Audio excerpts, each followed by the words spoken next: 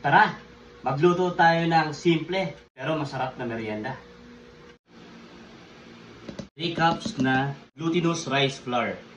Add na tayo ng water. Yan, dahan-dahanin lang natin yung paglagay ng water natin.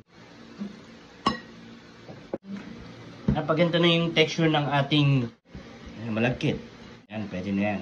Nagagamit tayo ng half teaspoon para pare-parehas yung size ng ating gagawing malagkit. Bilogin lang natin yung ating glutinous rice flour.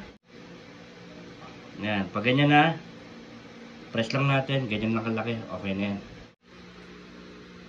I-toast na natin yung ating sesame seed. Toast lang natin hanggang mag golden brown yung ating sesame seed.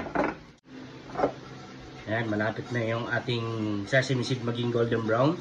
Ilo-low fire na natin para hindi masunog yung ating sesame seed. Lagyan na natin yung pangalawang piga ng gata. Add na natin yung ating pandan leaves. Pakuluin lang natin. Okay, after na kumulo yung ating pangalawang piga ng gata, tatanggalin na natin yung ating pandan leaves. Lagyan na natin yung ating ginawang glutinous rice flour. Ilagay na natin yung ating kakang gata. Add na natin yung ating sugar.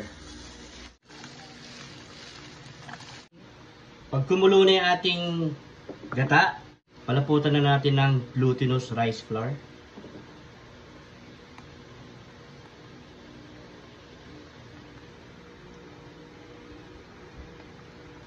Sago, langka. Wow, langka. Sarap. At yung ating buko.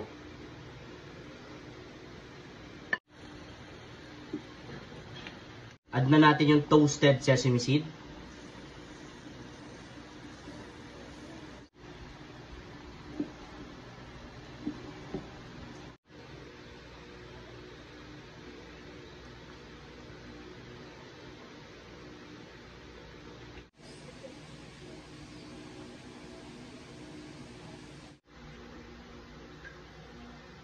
First bite. Ang init. No. Sarap.